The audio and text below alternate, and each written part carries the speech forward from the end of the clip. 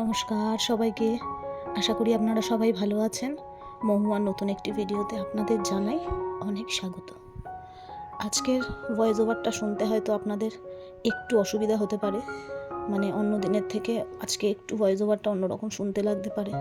আসলে প্রচণ্ড জ্বরের মধ্যেই ভয়েস ওভারটা দিচ্ছি, তো আশা করি আপনারা একটু ম্যানেজ করে নেবেন। সকাল থেকেই বৃষ্টি শুরু হয়েছে, আজকে 2 দিন ধরেই বৃষ্টি হচ্ছে, বৃষ্টি থামার কোনো নাম নেই।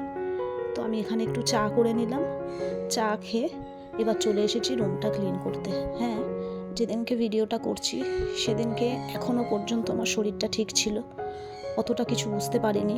কিন্তু হ্যাঁ, 2 দিন ধরে একটু কোমরের যন্ত্রণাটা করছিল, বুঝতে পারছিলাম যে কিছু একটা হয়তো শরীরে হতে চলেছে। আর এই ফিভারটা তো ভাইরাল, এখন চতুর্দিকে এই ফিভারটা হচ্ছে। তো যাই হোক, এখন আমি ঘরগুলোকে আস্তে আস্তে পরিষ্কার করে নিচ্ছি।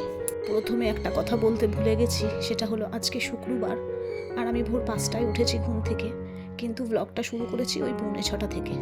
কিছু ঘরে কাজ ছিল আর ফোনেও চার্জ ছিল না বলে ভাবলাম ফুল চার্জটা দিয়ে ফোনে তারপর ভিডিও শুরু করব।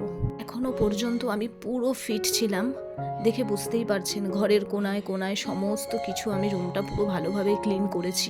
ডোর তো শুক্রবার, মানে আজকে পরীক্ষাটা শেষ হয়ে গেছে, তো ভেবেছিলাম ডোডোর শনি রবি সোম মঙ্গল এই 4 দিন স্কুল ছুটি আছে, তাই ভেবেছিলাম মার কাছে গিয়ে 2 দিন থেকে আসবো। কিন্তু এই জ্বর নিয়ে তো কারোর বাড়ি যাওয়া ঠিক নয়, কারণ এটা প্রচণ্ড ভাইরাল ফিভার। আমি এখনের কথা আমি বলছি, আমি একদমই ডোডোর সামনে যাচ্ছি না, অজয়ের সামনেও যাচ্ছি না। আমার তো একটাই রুম, একটু অসুবিধা হচ্ছে, কিন্তু যতটা পারছি ওদের থেকে দূরে থাকছি। তো এখানে বইয়ের টেবিলটা পরিষ্কার করে নিচ্ছি। কী অবস্থা ছিল আমি আপনাদেরকে কি বলি, যেহেতু এক্সাম চলছিল তো তাই একদম অবস্থা খারাপ ছিল। আমি ইচ্ছে করেই পরিষ্কার করিনি, ভাবলাম পরীক্ষাটা শেষ হয়ে যাক, তারপরে পড়ার টেবিলটা ভালো করে ক্লিন করব। আর ব্যাগে যে সমস্ত বই ছিল সেগুলো বার করে রেখে দিলাম, কারণ এখন তো 4 দিন স্কুল ছুটি। এখানে 2 দিন একদমই রুমটা ক্লিন করতে পারিনি, ডোডোর এক্সামের একটুখানি প্রেশার ছিল তো সেই জন্য।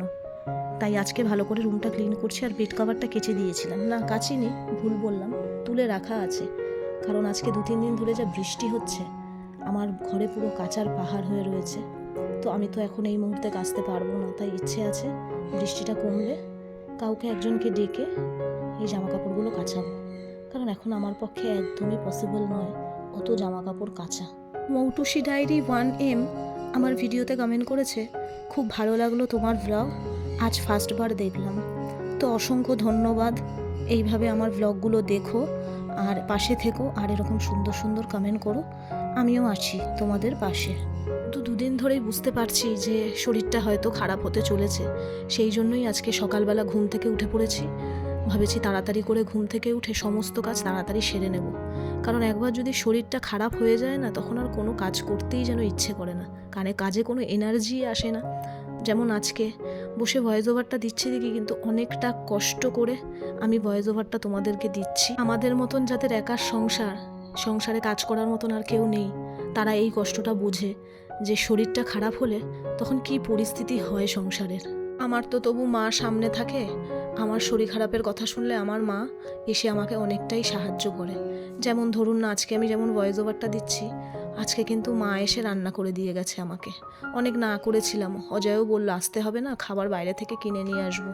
বললো না, বাইরে থেকে খাবার কিনে আনতে হবে না, আমি একেবারে দুবেলা রান্না করে দিয়ে যাই, অতটা অসুবিধা হবে না। কিন্তু ভাবুন তো, যাদের মা বাবা সামনে থাকে না তাদের কতটা অসুবিধা হয়। হাজার শরীর খারাপের মধ্যেও তো আমাদের ছুটি নেই, কাতরাতে কাতরাতে হলেও আমাদেরকে কাজ করতেই হয় সংসারের। দেবসোমা 9615 কমেন্ট করেছে, দিদি ভাই খুব ভালো লাগলো ভিডিওটা, অসংখ্য ধন্যবাদ তোমাকে, এইভাবে পাশে থেকো, ভিডিও ভালো লাগলে কমেন্ট করো, কোনো কিছু ভুল ত্রুটি থাকলেও কমেন্ট করো, যেটা আমি প্রত্যেকটা ভিডিওতেই তোমাদেরকে বলি। ভালো খারাপ সব কিছু নিয়েই তো সব, তাই খারাপ হলেও তোমরা জানাতে পারো, আমার কোনো অসুবিধা নেই। তো চলো, রান্নার সমস্ত তরিতরকারি কেটে নিয়েছে, আজকে ইলিশ মাছ আর কাটাবোনা মাছ এনেছে, আর এই সবজি বানাবো বেগুন আলু দিয়ে ঝোল, আর ওই 2টো কাঁকরোল আর একটা উচ্ছে ছিল ওটা ভাজবো।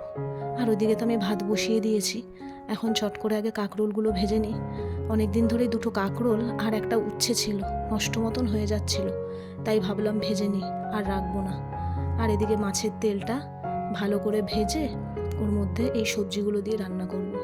এই ইলিশ মাছের সিজনে আমি অনেকবারই এই তরকারিটা বানিয়েছি, কারণ অজয় খেতে ভীষণ পছন্দ করে এই তরকারিটা। ঠিক এখন থেকেই আমার শরীরটা প্রচণ্ড খারাপ করছিল, মানে আমি কি বলবো, আমি দাঁড়াতে পারছিলাম না।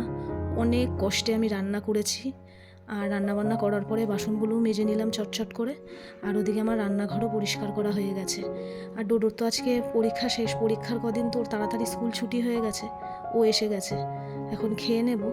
আমি মাছের ঝোল আমার জন্য করিনি, কারণ আমার একদমই খেতে ইচ্ছা করছে না, তাই ওই কাকিমা একটু মোচা দিয়েছিল আর এই আলু সেদ্ধ এগুলো দিয়ে খেয়েছি। তাও মাছটা আমি পুরোটা খেতে পারিনি, অর্ধেকটা অজয়কে দিয়ে দিয়েছিলাম।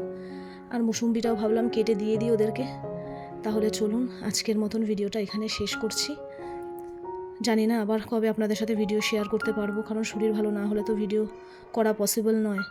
তাই আপনারা সুস্থ থাকবেন, ভালো থাকবেন। ওয়েদার ভীষণ বাজে, নিজেদের খেয়াল রাখবেন।